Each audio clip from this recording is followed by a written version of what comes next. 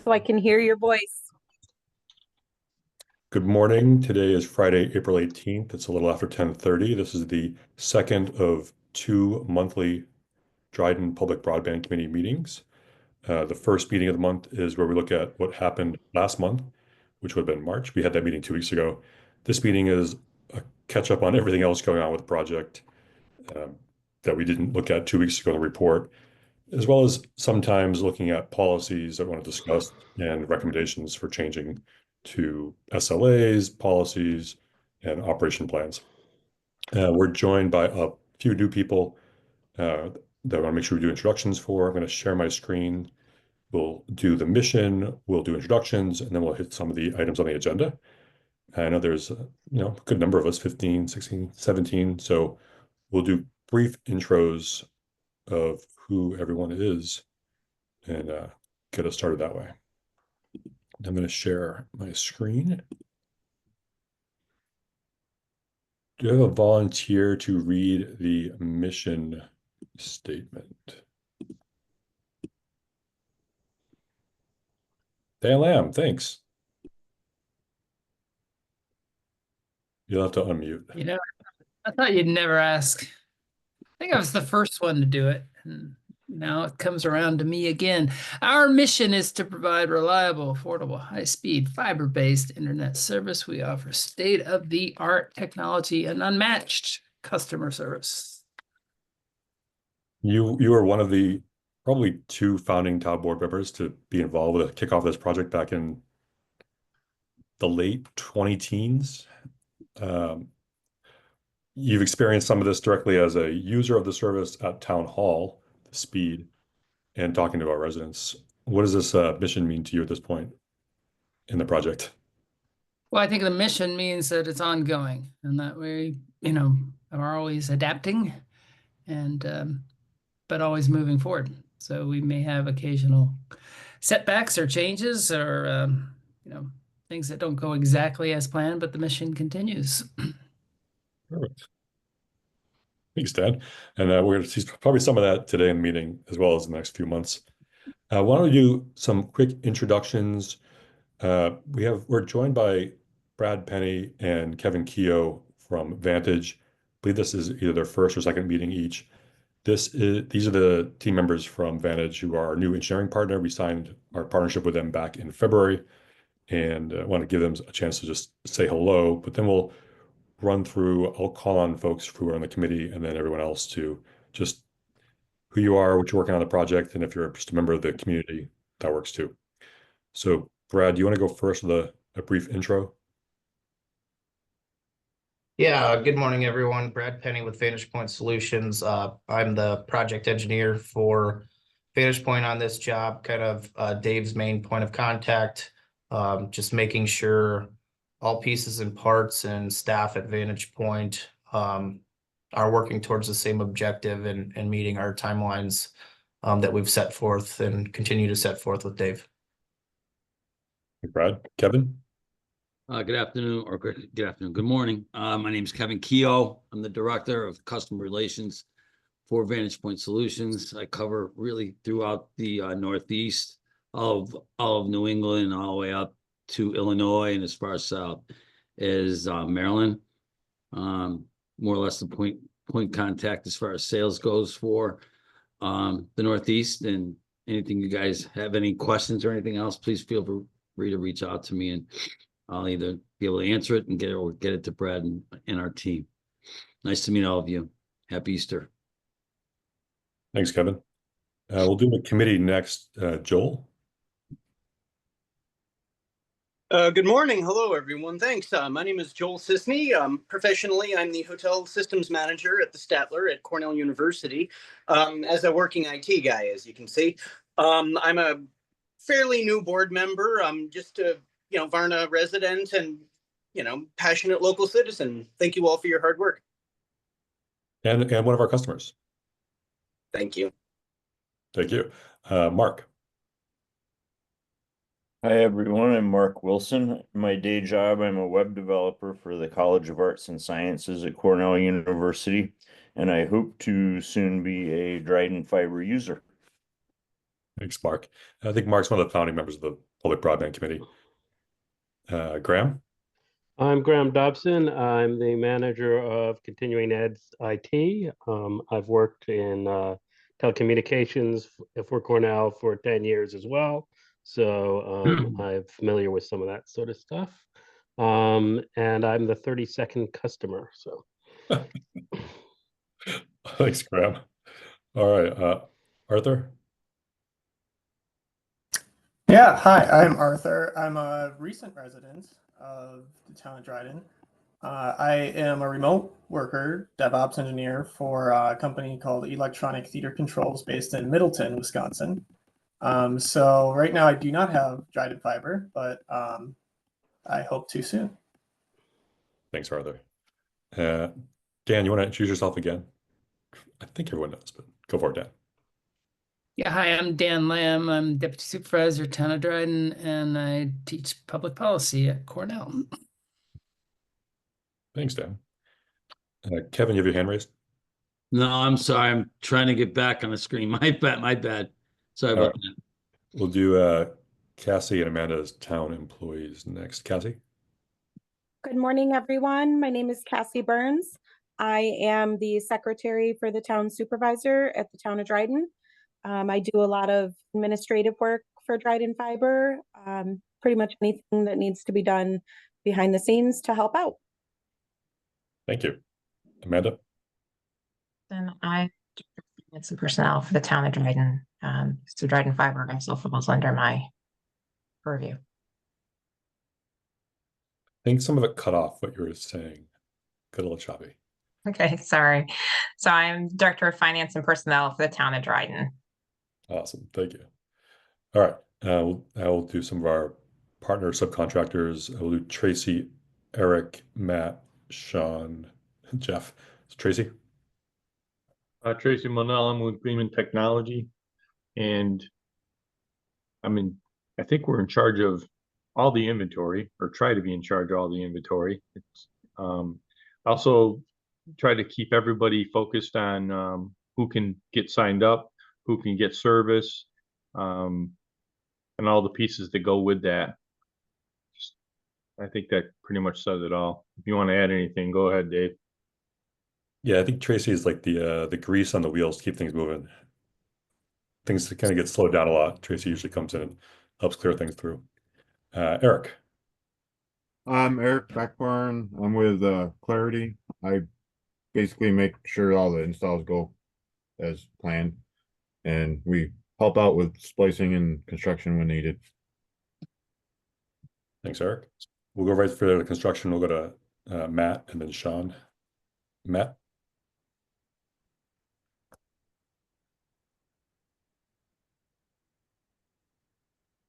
Matt Weed? He's muted. I don't know if he's talking or not. Can you hear me now? Yeah, there we go. I'm Matt Weed with Lightspeed Teledata. We do the splicing and whatever else is needed with anything in the POPs or the CO. Yeah, a lot of the hands-on work in the POPs is done by Matt and his team at Lightspeed. Sean? Sean Squartelli with Syracuse Utilities, doing all the construction for the underground and aerial on the project. Been associated with it for a few years now. Yeah, at least probably almost 3 since we broke ground back in May of 2022. We'll do Jeff and then Ray and Rick. Sure. Jeff? I'm Jeff Smith. Basically the money man, working with the town, both towns now, in securing the financing for the project as we go along. Caroline just closed on their $3,950,000 borrowing, so that money will be transferred over to the town soon to keep the project cash flowed for the phase 2 of this. Oh, good update. Thanks, Jeff. Who is left? We'll do Mark and then Rick C. Mark Whitmer. Sure. Good morning, everybody. I'm Mark Whitmer. I'm the supervisor at the town of Caroline. All right. Excited to have municipal broadband coming into Caroline and grateful. Yep. Thanks, Mark. Rick?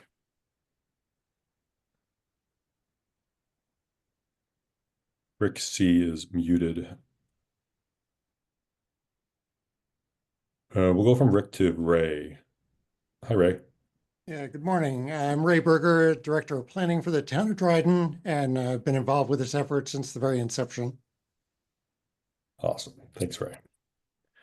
All right, so a good mix of our public broadband members, town employees, all the different vendor partners we're working with, and at least one member of the public with Rick joining, who lives, I believe, out somewhere west of Edna.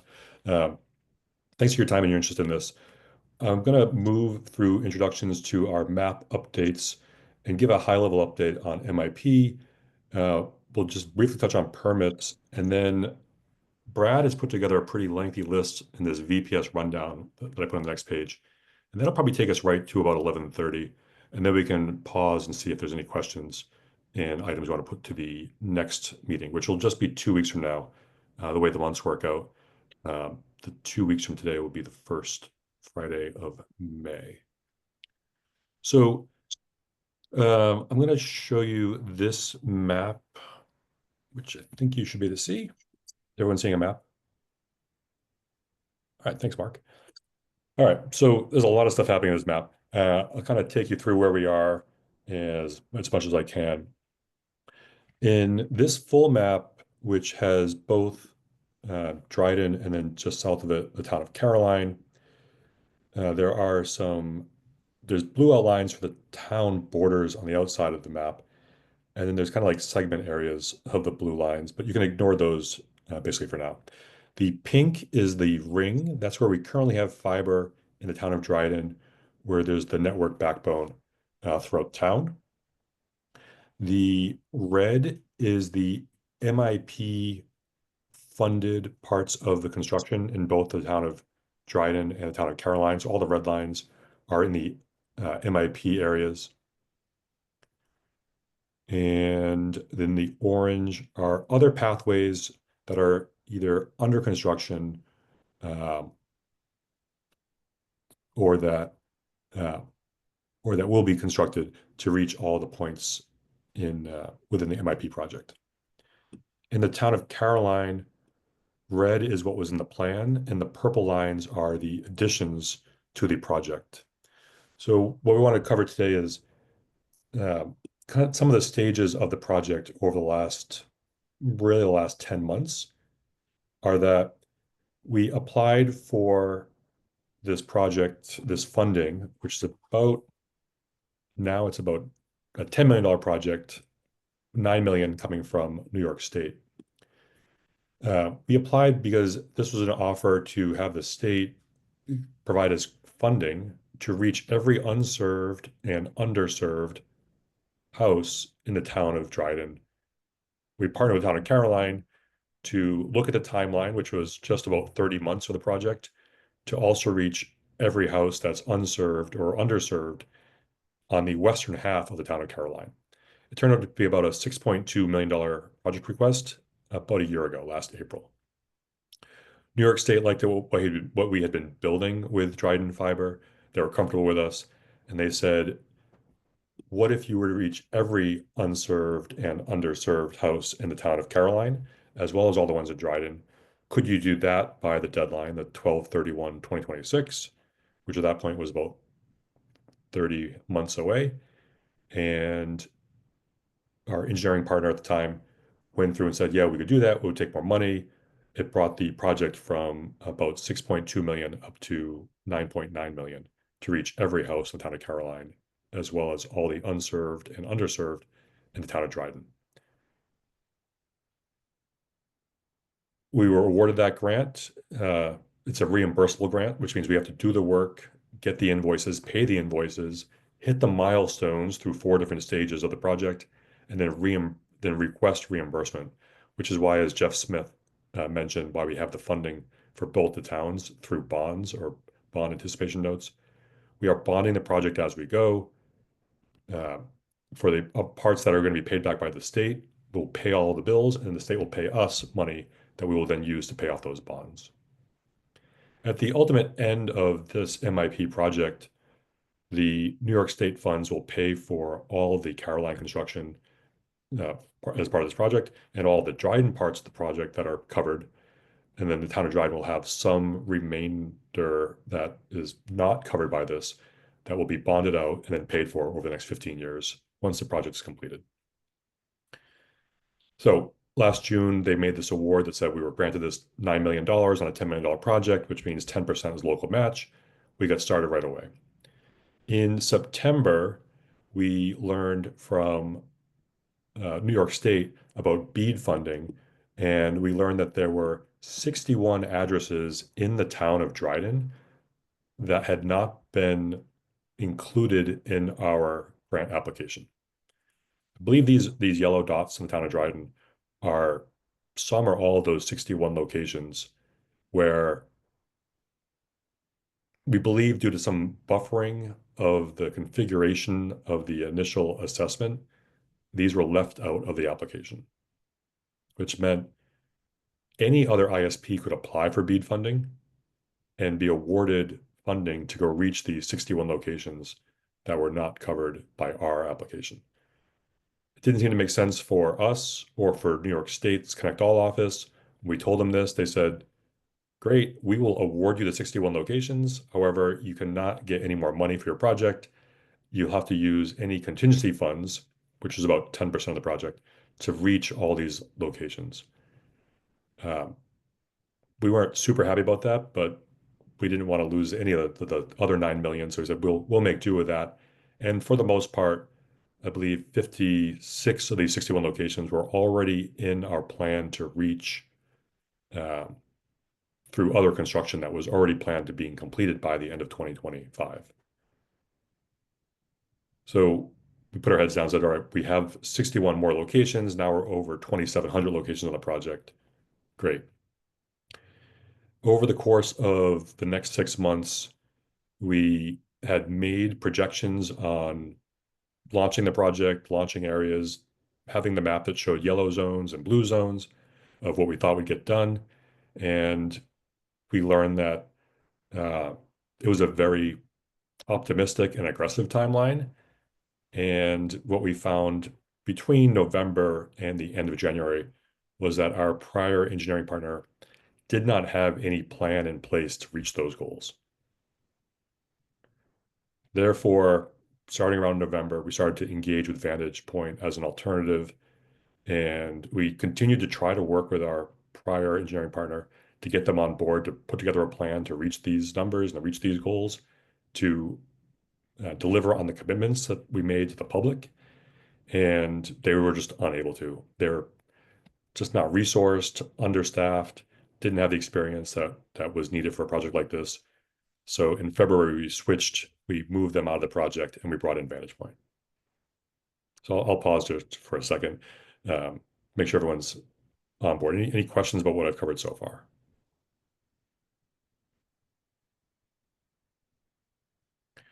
As a big picture, our ultimate goal is to service every single household in the town of Dryden. And with this grant funding, every single household in every location in the town of Caroline. So that is the goal. It's been the goal. It remains the goal, and it will continue to be the goal, is to reach every household. Now, by reach, our definition is we would be at where the driveway hits the road in front of the house. Many houses, it's a short drop cable, especially if you're in the village of Dryden or Freeville or in the hamlet of Varna or Etna, 100, 200-foot drop cable right at your house.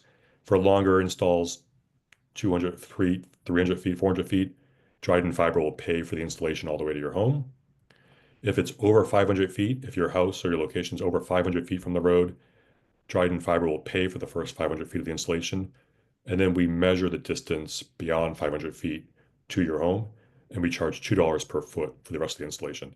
It's just a much more expensive installation, costs labor, and takes more material to reach those homes. That's been the policy since we first had our first customers back in 2022. In hiring Vantage, we started to do a deeper assessment. We also, at that point, received a grant disbursement agreement from New York State that said, here's a final look at what you've applied for. And we said, let's just make sure that the budget that the prior engineering firm put together can actually be used to reach everything that's on the map. And we found some gaps. What we found in the town of Caroline was probably the most serious, which is, as I said, the red lines were the proposed locations of the network. All these purple dots are locations that were unreachable by the design plan from our prior engineering partner. There was no method to reach those houses from the design plan. So I asked Vantage to take a look at what it would cost to reach these locations. And there's a couple down here I'll talk about, also some around Speedsville and here off of Goodrich and Yaple and Level Green. There was no plan to build fiber to those homes in the previous plan. When Vantage went through and assessed this, they estimated that for 106 of these locations, it would take about $1 million more in budget to reach them. For 3 locations in particular, this one down here at the bottom of the town of Caroline, at the Candor town line, and these 2 also bordering the town of Candor in Tiger County. To reach these 3 addresses is about a $500,000 additional budget required. One is because this is a 3-mile drop or run underground through the state forest. And the others is that this line, this purple line, actually comes down out of Speedsville into Tiger County and then west and then back north into town of Caroline. These 3 locations plus the other 106 were just not included in the plan, not included in the budget for New York State. We presented this to New York State about a month ago, and then they asked for more details. They asked for a budget. We've gone back and forth a few times. And as of Tuesday, 3 days ago, we gave them all the information we have on these 106 locations, plus these additional 3, and said, this is what it would cost for us to reach these. We do not want to get in a place where we sign a grant disbursement agreement with New York State that requires us to reach all these locations and run out of money. And right now we could project that if we signed the agreement, which says we will hit all these locations, we will not have enough money in the $10 million project to reach all these locations. And therefore, they might not pay us the final quarter, the final 25% of the payment. So now we're in this waiting game with New York State about how to deal with the parts of the network that were not in the original design that we need additional funding to reach, or we need to find some other method to reach these. There are some other options, but we're letting New York take the first pass at coming back to us. So that's a lot on the Caroline part of the infrastructure. Any questions on what we covered so far with this? We being me. Mark Whitmer. Just a quick question, Dave.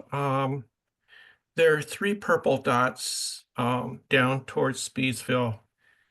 I think they are on Weston Road. Yeah, your cursor was pretty close there. The 3 that are up, yeah, just in the corner there. Yeah, right. Those 3. These 3. Yeah. Is that Weston Road? I think it is. I believe that is. Okay. So these I do know this area pretty well. We own the property that's the middle dot. Oh, great. Bill and Kim Case own the property that's the upper dot that we talked about the other day. So their electric service does come in from the orange line, which is Level Green Road to the right. Yeah, I was up here a couple of days ago driving, I think on Wednesday. The power lines come right here, yeah, east, and then they kind of go, I think north. There's a pole here before coming back to the home over here. Okay. Yeah. And then, so the other 2 properties are off the grid. They don't have electric service. These 2. Both of those are off the grid. Our property is a log cabin with small home solar, and then the one by the creek there, that's actually along a creek, the lower one. It is, I mean, it does have a street address. But it's basically a shack along the road there. Yeah. So, and I know the person that lives there, he's not actually residing there right now. I think the electric service does go to Ron Gregro's sawmill, which is down at the bottom of your screen. Yeah, right there, where the orange line ends. So I guess I had a question about, I guess, those two properties, ours and the other one along the creek. Those are on the list of unserved or underserved. That's right. Okay. There's another one too that actually after I was out here, I wanted to ask you about. This road is, I Yeah, believe, it's called Ecrus Road. Ecrus Road. There are a couple houses down at the bottom, down here. Yeah. And then there's a very steep hill. There is power lines that come up along here. And then near the top, there is a home here. Yeah. Then there is this long driveway. Mm. And then the poles, the power lines seem like they disappear. Then way up here, there is a driveway that goes to I think a house here, and another one that's here. This is completely off the grid. Wow. But also it is one of the addresses. That's in Caroline. Those are in Caroline. Yeah, I believe if we look at the Dryden Fiber map website, we can see the detail of this part of the map.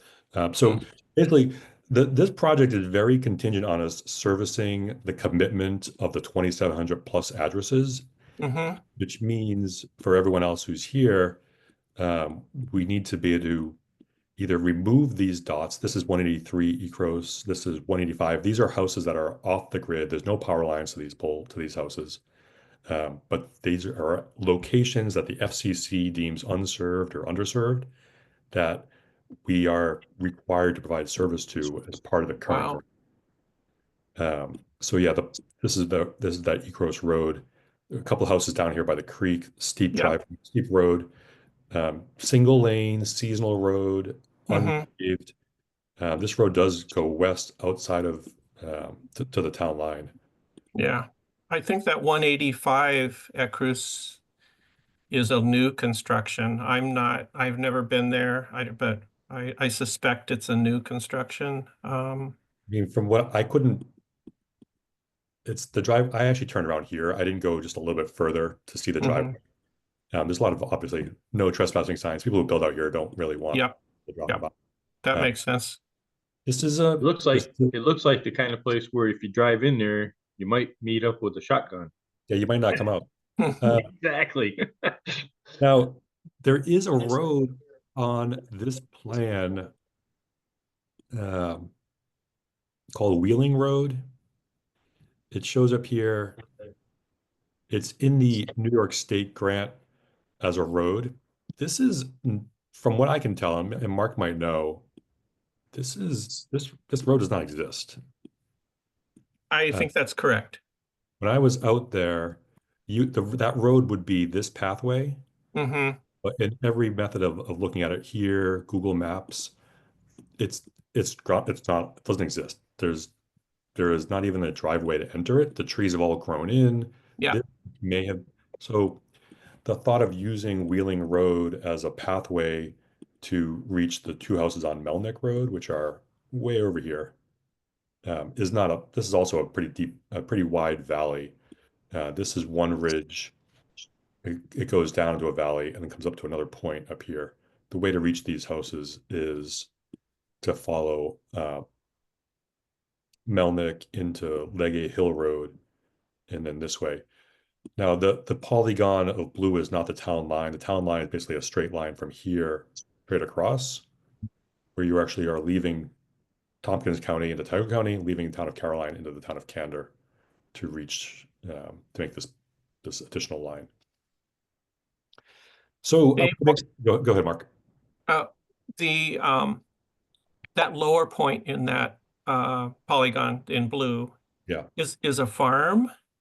but it doesn't have a dot indicating unserved or underserved. It's not in the town of Caroline. Oh, it's not in the town of So Caroline. yeah, Okay. Melnick comes down, Leggy Hill comes this way, and then West Okay. north. So, there's many layers to the project. The unserved and underserved. Now, these other parcels that are not orange don't have any locations by FCC on them. Many of them over here are in the state forest, in the Shindigan Hollow State Forest. That's why there's nothing here. Okay. Is that I mean, in the future, so if we solve the Melnick Road problem the way you just described by Yes. going down there, then that is a potential customer in These the are all future? these are all potential customers that we could Okay. reach outside the town of Caroline, in the town of Candor, within Tioga County. Yes. Okay. Thanks. All right. This might or might not be the first time everyone's seeing this for the Public Broadband Committee, for the other partner vendors. I know that Brad and I have spent many hours on this, trying to figure out how do we serve all these, as well as just going to New York State and asking them if they will release us from some of the other addresses or give us more funding for some of these. All right, I'll just leave it open for questions for a minute. I can zoom out or show other maps if you want. And just maybe one point. Go for it, Brad. Mark, you suggested some of the locations that were, like your property that's off the grid. Again, per Dave's comment, in the FCC's eyes, that is a serviceable location and is currently served or underserved. So and we're not going to be able to handle that with the state unless it's removed from the FCC map, which some of the requests for removal that Dave has submitted in Dryden, such as like a radio tower, cell tower, etc., they will probably accept. If it's an actual property, I just don't know if they're gonna accept that as removable. So Oh, really? just a note there. Okay. In some previous projects in the state of New York, kind of before the FCC came out with the new fabric and BSL way that they look at things, we could kind of make that argument that, hey, this is off the grid. They likely don't even want service anyways. That conversation has become harder in the last 18 months. Okay. I'll just let you know that probably both of those property owners, ourselves and the fellow that has the place along the creek would support that, would support removal. But if it's not possible, that's another matter. But So there is a method to do that. There is a website we can go to through the FCC to apply for removals. the property owner would do that? Anyone can actually do it. I did it, and it didn't even ask me who I was. And I'll show you why we did that. In the town of Dryden, when we found those 61 beat addresses, 4 locations came up that we actually five locations came up that we were a little surprised about. As I said, 56 of the 61 are residences. That makes sense, that we should be reaching. This one over here is off of Dryden Harford Road. It's actually on a road called Red Man Run, which is a road that I had never heard of, even living here for 20 years. This is actually, I was like, there's no house up there, is there? And it's actually a very visible cell tower that you can see from Route 38. You can actually see it from Livermore Road right in the village of Dryden. It's just a cell tower. Now, the road that to reach it, I think is like over here. I think this is the road it thinks it is, which is not a road. It's similar to that Wheeling Road. It is an FCC address. It's in the BEAD listed addresses. The closest roads to it would be this line, which this is basically a walking trail. You could go through the farmland over here on 38. It's pretty steep. There's no telephone poles or utility poles. Or from Canaan Road, I think you come up onto Red Man Run and then this way. It's a very long run to get to this location, and it's a cell tower. So we asked to have that one removed from the list. it would be costly to get there, and we would be basically providing another technology provider with broadband, which we believe, if they wanted that, Verizon, AT&T, T-Mobile, whoever owns that, perhaps they should be paying for that infrastructure to reach it. That's one. The other three are each unique in their own ways. There's one up here on Mount Pleasant, which is the WXLV radio tower at the top of Mount Pleasant. We actually provide service or have our backbone here, so we can run it, but our plan was not to run it all the way up this driveway. This led to a discussion of, does serviced mean running it to their house or is running it to their driveway? They're also looking at that definition. Definitionally, if it's just to their driveway, we can reach that, and we already have. If it is all the way to the actual structure that needs the service, that's an additional dollar amount that is going to be added to all these locations. So that's the second one. So we have a cell tower, we have a radio tower. The third location is this garage building at the back end of the cemetery on Route 13. We were not planning on running Route 13 as part of this MIP project. Every other location on Route 13 is serviced by Spectrum. This building, according to the FCC, is unserved or underserved. From driving around the cemetery, it appears to just be a garage. But because it is a structure, and FCC is just picking up structures with their GIS and their LiDAR, it is an unserved structure for broadband. And as I said, they could use Spectrum, but it's over 500 feet from Spectrum, therefore it becomes unserved. And it's not a household. And then finally, there is off of Hanshaw Road, within Monkey Run, is this structure, which if you've hiked Monkey Run, this is a picnic pavilion where they store, I think, barbecue equipment and picnic tables. It is a structure. It is about 3 or 4/10 of a mile up this driveway through the woods to the intersection of Hanshaw, and Lower Creek, I believe. We would have to provide service to this. We were not currently planning on servicing Hanshaw as part of the MIP funds. We did not request funding for that. If we had to reach it, we would have to build to there and then determine if we have to pay our own money or if we would have the customer, being Cornell in this case, pay for the drop or the run. There are no other utilities, I don't believe, going down here. It's just a summer building they use for Cornell events. So we've applied for these 4 locations: this Cornell building, the cemetery garage, the radio tower, and the cell tower, all within the town of Dryden, to be removed from the list of locations where we have to reach with service.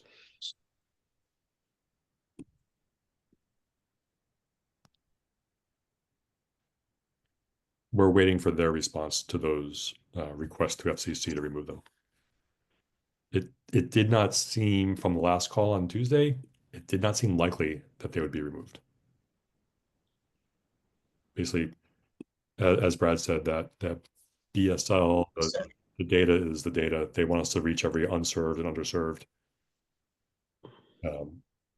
structure. Yep. But Dave, in the thing with the pavilion is all that land's owned by Cornell, so you can deliver to there. Then we do 200 feet, and then anything after that 200 feet would be the $2 per 500 feet. Or for 500 feet would be the charge, I believe. Wouldn't was that be how you look at it? So that has been the policy of Dryden Fiber since the beginning. When we brought that up on the call on Tuesday with New York State, they were, a few people who were on this call were on that call. I would say they were a little befuddled about what the definition of servicing these outbuildings that are a great distance from the road. From my year-long experience working with the Connect All office, they tend to be more in more developed spaces, more urban, as far as like, we'll put fiber in front of this giant building with 100 units, we'll wire the building for fiber, we'll plug it in. This rural broadband initiative where we're trying to reach these locations, as Mark said, are off the grid or that are a very far distance from the road, this is a new challenge for them. I think their initial assessment was, we provide service to them, we provide service to them, makes no difference. But when you have a driveway that's 800 feet, 1,000 feet, 2,000 feet long, or a mix of that plus off the grid, they don't have answers to those questions. They're not like, oh, we've covered that before. Now that, to me, is a little surprising given the expanse of MIP's project across the entire state. If we look at one more website that connect all projects, and I'll share this as a link in the chat for this meeting. Let me open up this new tab. This is the Connect to All project dashboard beta. And this shows all projects across Connect to All for the whole state. There are 101,000 locations, almost 102,000 locations across 16 projects. We are by far not the most rural down here in Tompkins County with ours. There's fiber being built all over the place, including up in the North Country and the Adirondacks. I doubt that our questions about the distance from the road to the Cornell Pavilion or these cell towers is unique. I think we're just so far ahead on the project that we found these issues first.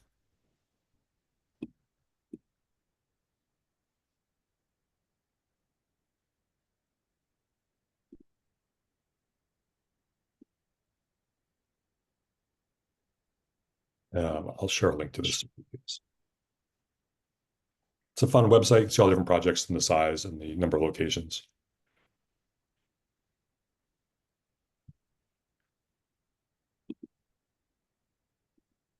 All right. So close this. Any questions about any of the stuff I've covered so far that we've had some additions from Brad and Mark? Are we allowed to use any wireless service to like pump it from one pole across the valley to another one and down and to provide them a service if it's at a certain speed? We can ask, but at this time, this is a very terrestrial focused. As a matter of fact, if you went to the FCC, looked at the unserved and underserved, most of the dots of the 500 plus unserved and underserved locations across the two towns are no longer considered unserved or underserved because they can be reached by a satellite provider. But because this grant is uniquely desired to reach home with a wired solution, terrestrial solution, those locations still count as unserved or underserved because their current wired solutions are either dial-up or DSL. So we could ask. I mean, that would solve some problems, although some of these problems are very remote, where there's no line of sight for even the solutions that we've seen out there. We basically we can hope for more money or reduce some of these locations. We'll reach them in the next phase.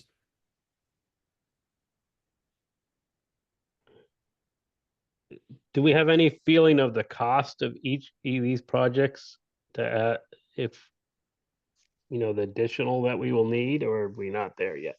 Yeah, so depending on some of it. So we have not looked at the cost to reach the Cornell building, the cemetery building, and the cell tower. Those are basically just like long runs off the roads that we were eventually planning on getting to. In some cases, very long runs. So we haven't done the assessment of the cost of those. Regarding the ones in Caroline, to reach all these purple dots that are all in the town of Caroline, I think except for these couple, these are actually in Dryden. To reach all these purple dots, it's, I believe, like $1.05 million. To reach these other three, the one on Braley Hill Road and these two on Melnick, underground, 3 miles through the state forest here, a run down out of Tompkins County and then west. I believe to reach those three alone is 560,000. So to reach all 109 of these locations, it's about 1.6 million.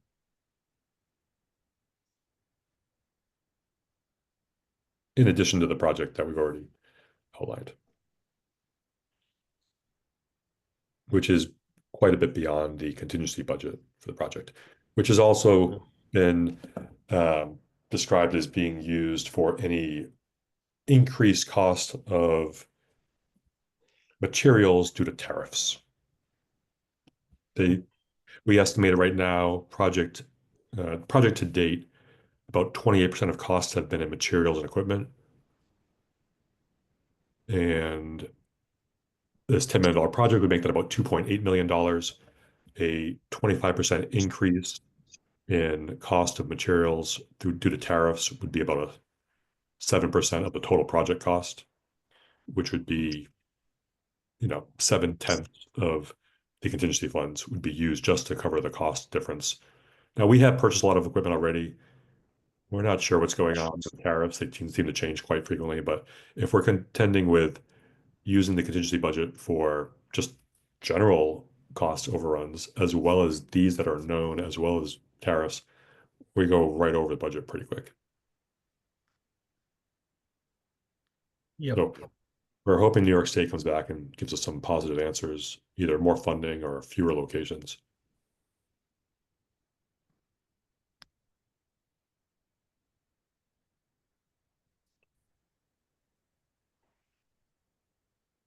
No, I believe one of the things Vantive was going to look at was to see whether those costs were actually reasonable.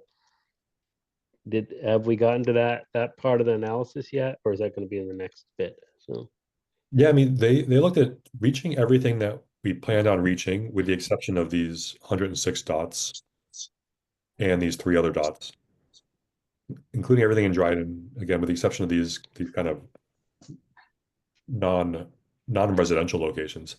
They came in like, Brad might know the exact number. It was like within $200,000 of the original budget. Like, it was great. Yeah. So that's pretty good news. Okay, good. I mean, we had to do a few things to work around that because based on assumptions, but we came in, it was pretty close. But if you take off 110 difficult to reach locations, you get to a close budget. So people ask, like, why are things not going as fast as they may have been going before? The first is, as I said earlier, about the yellow zone and blue zone on the website.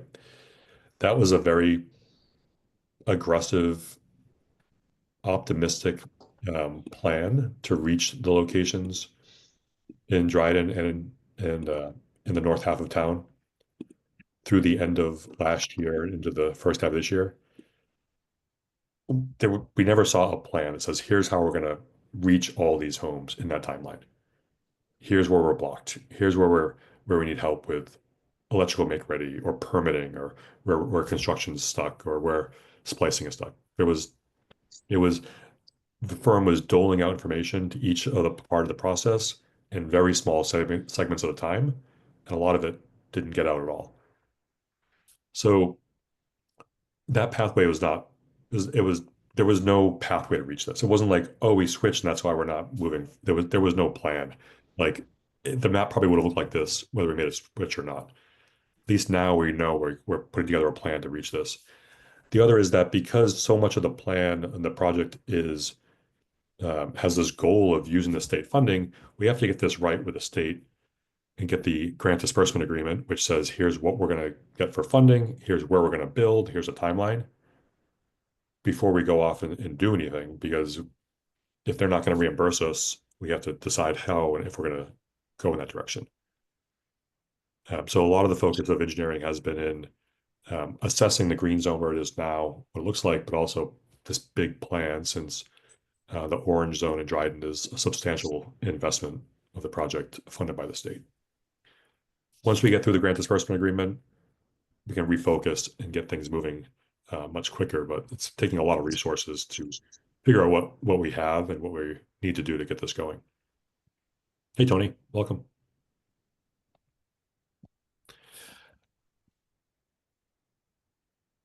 Hey, sorry I was late. I'm in the car, so that's why I had my camera on. Gotcha. So that's the update on where we are. We're working through it. There is a lot of stuff happening. I think in the agenda, I put the funding total, the locations in Dryden. I covered the things I wanted to cover. Any questions, any other questions regarding MIP and the timeline of the project?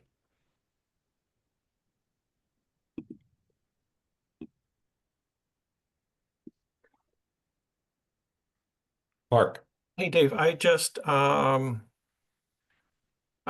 know this is the question on everybody's mind. I just, do we expect to, or maybe I missed it, and, but do we expect to be able to provide, this, Connect All Office, um, project plan completion timeline pretty soon? Brad?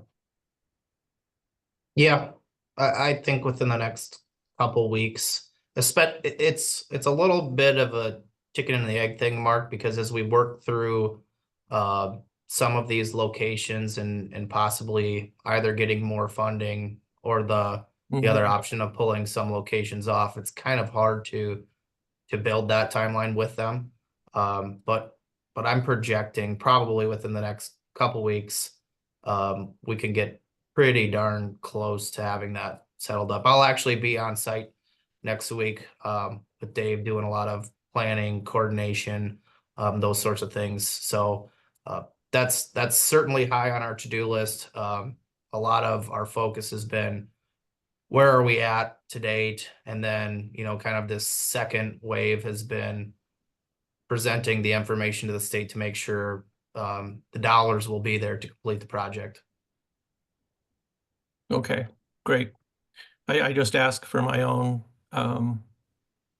curiosity and reassurance, and I'm sensing that also from Nickett and the Connect All office too, the desire to have that lined out as soon as possible. So I appreciate that. I mean, I think when it comes down to the contingency budget, which is about 10% of the total project cost, aside from using that funding to reach these hard to get locations, or for paying for materials, I have no doubt that there'll be more surprises. We haven't really even started the electrical make ready, the construction, the splicing. We're going to find other things that are like, oh, this is another surprise. And each of these surprises, so far, I don't think we've had any surprises that have lowered the cost of the project.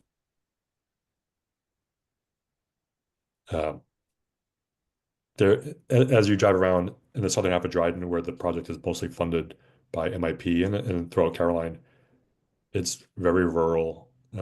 You can understand why this is a public infrastructure project. Companies like Spectrum or Verizon or Frontier who are running fiber or running coax or copper, this is a very expensive endeavor to reach a few rural houses. Now, that is why we're in this business, to reach the unserved and underserved across both towns. But it's you can see like there's some major challenges with regard to existing utility poles, permitting where the poles are, the cost of the whole thing. We're gonna do our best to get through it all over the next year and a half. But that's the name of the game. That's what we all, I mean, if you're on this call, you signed up because you're unsatisfied with status quo of if you live in a very developed area, you can have access. And if you don't, you get nothing. And this is to provide service to every location. Now, in this case, every FCC location across both towns, which is a pretty wide range of locations. Great. Thanks, Dave. Brad will be here next week, coming in, I think, Monday, Tuesday, and Wednesday. We're going to go out on the road and see some of these locations, get an idea of like, not this way, go that way. There's some roads that there are, as I've said, no utility poles where we'll have to go underground. There's some seasonal roads. We'll have to discuss how we're going to reach those. Mark, it might be good if you're free on Tuesday to spend some time with us, just to look at some of the locations in Caroline. Okay. With regard to getting the overall project going, we had a couple of positives the last few weeks. The first is we released the hold on 2 of our permits about 2 weeks ago. So those permits are now moving through Labella. And then last week, or maybe even earlier this week, released 11 more of the permits that were on hold to get processed by Labella to go work with AvantGrid, which is the other name for NYSEG, to begin getting those polls processed. Did we reduce the number of polls when we There has been those permits? a substantial reduction in the number of polls. Great. Brad, I'll talk about drop polls because that might be of interest to folks too, and then you can correct me on things. Okay, fair enough. So we learned probably over the last couple weeks, there are 2 main types of polls that we see out in the field. I'm going to see if I can call it up so you can see it. There are mainline polls that run down the road. You're familiar with these because you've seen them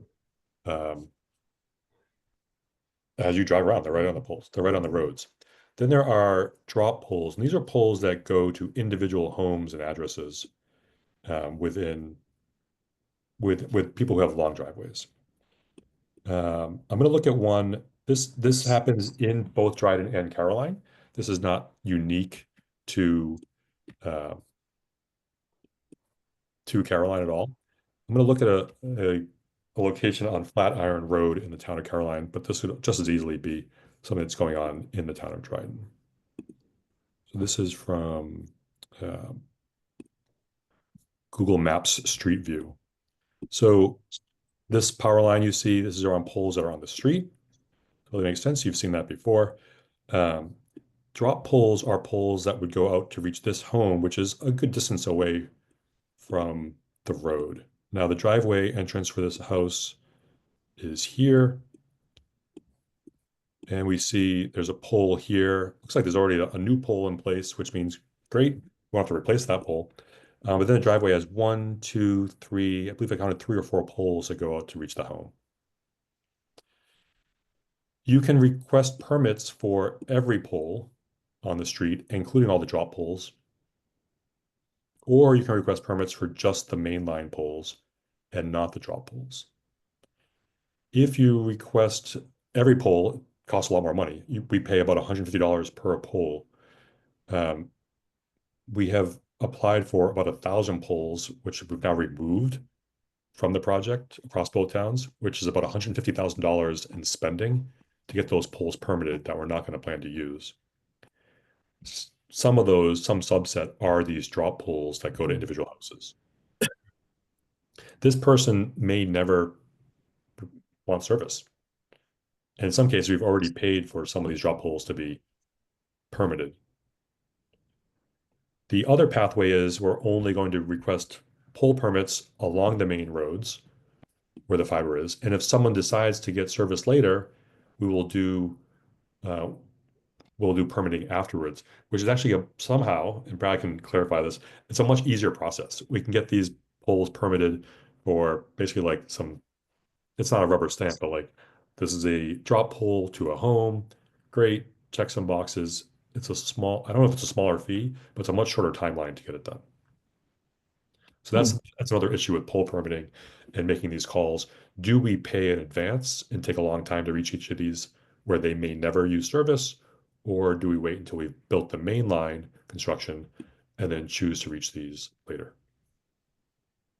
So Dave, what you just said is if we just apply for the poles along the road, it's much faster? It's not necessarily much faster, but it's definitely much more inexpensive because we're not paying for poles that we may never use. We're only applying for poles along roads that we are planning to use. Now, in the network diagram, I think you could see it in one of these other tabs. As you're pulling that up, Dave, I'll just add some color. So this has changed probably in the last I'll make it up 2-3 years. In previous projects that we've worked on in the state of New York, this was not an option. If you were going to provide service, it had to be, all poles, main line and drop had to be applied for prior to construction, regardless of whether that customer would sign up or not. The PSC in New York has since kind of changed their stance. And it doesn't mean you don't eventually have to apply for those poles. However, if it is a service entrance pole or a drop pole, you can attach as long as within 10 days of attachment, you then submit that subsequent application for those poles. So it's just a little bit different methodology, and it's kind of come to light in the last few years with the PSC in New York. So it's a cost saving measure, and the benefit again is cost with very little risk, if any, to Dryden with respect to the timeline, because we can still attach to the service entrance or drop poles. We just have to file that permit then within 10 days. And I'm guessing the state did that, number one, for speed to deployment. And number two is those service entrance poles or drop poles usually just have, in terms of power, the triplex or whatever you want to call it on the pole. It's kind of a less risky situation than hanging under primary or secondary conductors along the main line. So I'm guessing that's kind of why they implemented this. Do we need to keep the same separation, the 4 feet, that kind of thing, between the services that way, or is there there's a little more latitude with these poles? There's a little bit more latitude on drop poles, but NESC code still does apply.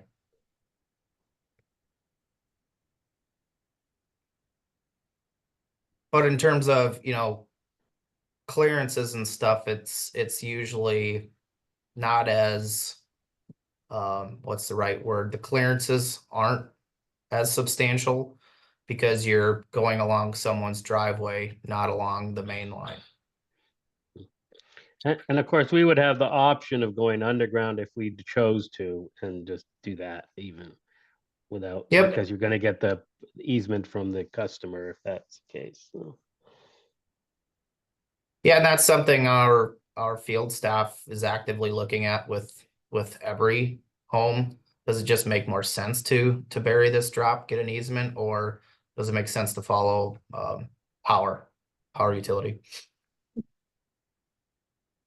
So are you saying, Brad, that it makes sense to just get for the construction of this project to get the main poles and then apply for the drop poles if needed?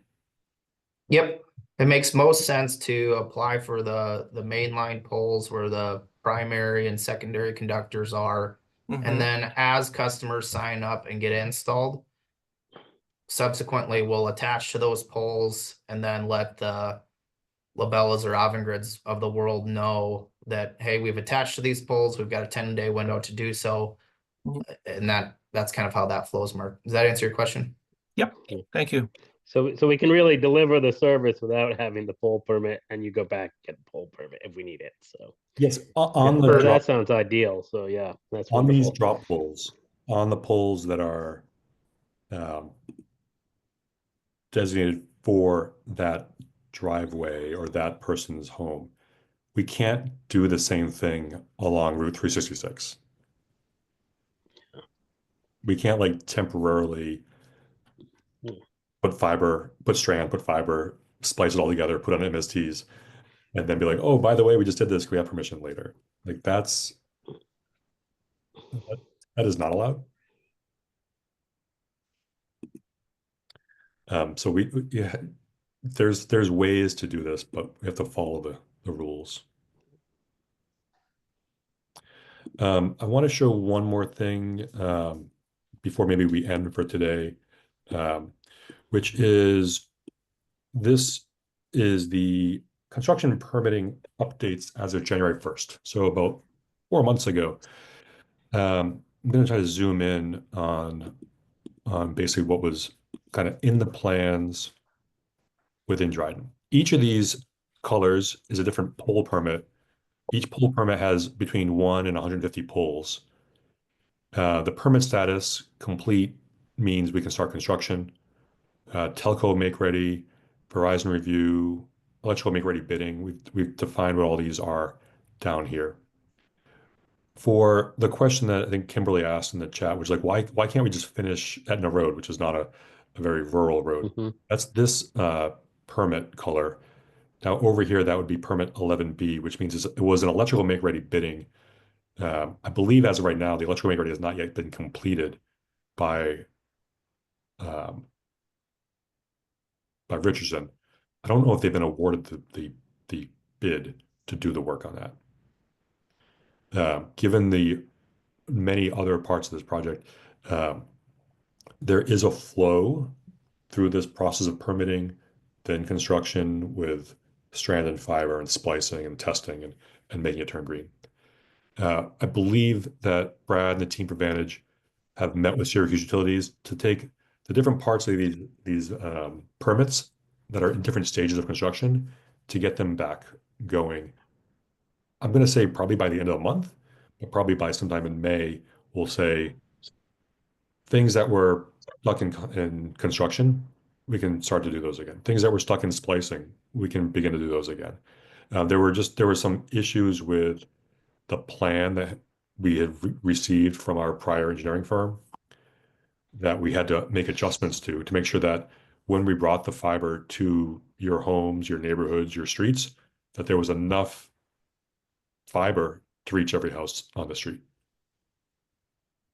There was, from what we can tell, there were situations throughout what you're seeing in this visualization where the design plan did not have enough broadband, enough fiber to reach every location. We would get to a place where you or one of your neighbors would call to get service, and we wouldn't have any place for them to plug in.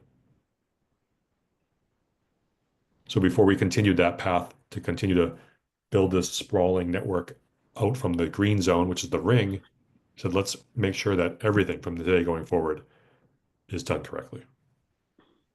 And did we also assessed what we'd done in the green zone, right? To Yes. make sure that we have enough ports there. And what was the conclusion there? Kind of a lengthy set of answers to that. Okay, well, we can do it. We can do it another time, Dave. Yeah. But We- I we- think we we can- want to we we can- want to hear about that to know, yeah, if we're gonna Yeah. make a better redo work. So But we can do a deep dive into the different types of the major different types of issues, and then the resolutions for some of those, or for the resolutions for all of them, and how we're going to manage around that. It was, I don't know, widespread and substantial. And after the first week of assessments back at the end of February, when we did the work stoppage, Brad said, it's kind of a mess. You have a mess in your hands. We gotta really assess where we're at. Because if we keep going this way, we're gonna have big issues. And we do not want to have, like, we're building this thing to last 40 years, not to last until 6 months from now. When we finish building fiber in Dryden and Caroline with this MIP grant, it needs to be rock solid and stable and last for decades. We're not here to like cut corners and get stuff done fast and do it wrong. It's one of the reasons why Ray was on the call. Make sure that when we look at the planning for this, that it aligns with the town plan for growth. Where are the current hamlets? Where is the future construction going to be? Do we have enough fiber going there? It's much easier to do it now than do it later. So I think we continue to be optimistic. I talked to Brad and the team from Vantage almost annoyingly every day. It's probably annoying for them to get this where we need to be and to be optimistic about reaching the MIP funded areas by the end of next year. It's only April. We have 2 full construction seasons, almost 20 months of work on the calendar. 12 months next year, 8 more months this year. So there's a lot of time left on the clock for this project, and then to finish the entire thing, all of Dryden, sometime next year or sometime in 2027. In the grand scheme of things, this is a small project for the size projects that have been done for broadband that Sean and his team at Syracuse Utilities have done in other parts of the state, including in Vermont. Advantage has done. Advantage operates and helps deploy 10,000 plus miles of fiber a year. This is a small project compared to all that. It's possible. We just need to, with the tie-in of New York State, there's a level of complexity about the funding and doing it right and getting it agreed to. But I think we're inching closer to that day.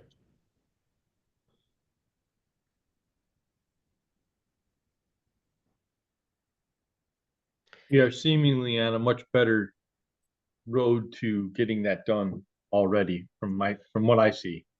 My perspective is we're going in the right direction. So I think we're going to be in good shape. Thanks, Tracy. I think there's probably two things I would ask the public broadband community to do. One is stay engaged, keep the faith, like we're making progress, but stay engaged in the project, asking these questions to help us know things and share things that you've seen or that you know. And the second is we have around 1,700 parcels that are in the green zone, locations in the green zone. We have about 400 of them signed up right now. That means there's a lot of people who are in the green zone who could use the service. We have an overwhelmingly positive response rate from our customer base, even with the couple issues of outages through the storms in the last year. Very positive customer base, but not everyone's on yet. Like, talk to your neighbors, tell them it's available. If they're in the green zone, we can bring it to them. Eric and his team, Tracy, the team from Integrity are ready to schedule and get them through, take care of any paperwork if they're tenants and they are renters. We can get paperwork signed and move through process pretty quick. There's a lot of opportunity for people to sign up who are already in the green zone. So talk to them, let them know, check out the map. The map will be updated as we continue to build. It's not like we're going to wait for a year and a half and then turn the whole thing green. We want to do it, and as we get areas ready to go, get people signed up. So keep the faith, but tell people who are in the green zone they should move forward. The other thing, when we originally talked with Vantive stuff, we thought that we'd be here really moving construction forward. So when do we think that date's going to be when we can start? Do we have an idea now? So there's two answers to that question, Graham. Number one is we're working with Syracuse Utilities and Gray Bar to get them some materials to kind of clean up some things, and it's not Syracuse Utilities' fault. It wasn't on the plans. Some things like anchoring and down guys and those sorts of things, just to make sure the pole structure and integrity is there, especially in severe weather conditions. So that's kind of one level of it. A second level of it is we've worked with Clarity Connect. They've sent us some as-built of some areas they've spliced. We're looking at them. We've requested some light levels. They've sent those over. Hope to get those released for install here within days. We've got are trying to schedule a call with Lightspeed as soon as Monday to get them re-engaged on the project as well on some areas that, when we said, hey, stand down, that there were plans for that they could have finished candidly. We just needed to make sure that what they were doing was not going to hinder anything in the future. So the short answer is, as soon as the next couple weeks, in theory, we should be returning to work in areas that we feel comfortable doing so. In terms of the greater project, I think really that's going to be dependent on a couple things. The number one being pole applications and getting those pushed through Labella, because we can't start until that's approved and the electrical make ready is done. So that's that's what we at Vantage Point and Dave as well continue to work towards, is defining when we can kind of open the floodgates in the greenfield areas where construction necessarily hasn't taken place. So in areas, two-part answer, in areas where construction has taken place, we're trying to take those off hold, get those started as soon as the next couple of weeks. And greenfield areas that we're also focusing on, more to come, but we're pushing as hard as we can. And are we going to be able to utilize like Richardson to, when they do their make ready, run some of the cable as well for us? There was some opportunity that they could do most of the stack, right?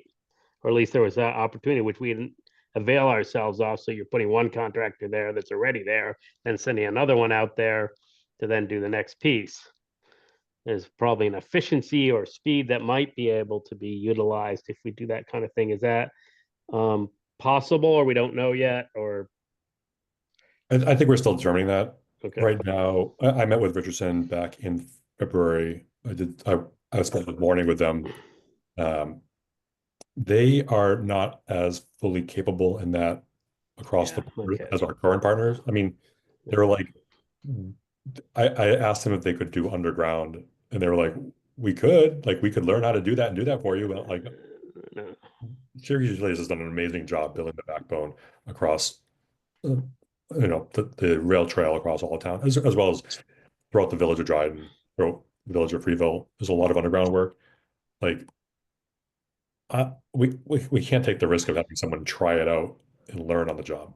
No, okay, so they aren't as capable as we thought they sort of were indicating. I think they'd like to be able to say that 5 years from now, 5 years ago, but they're not there yet. And we have,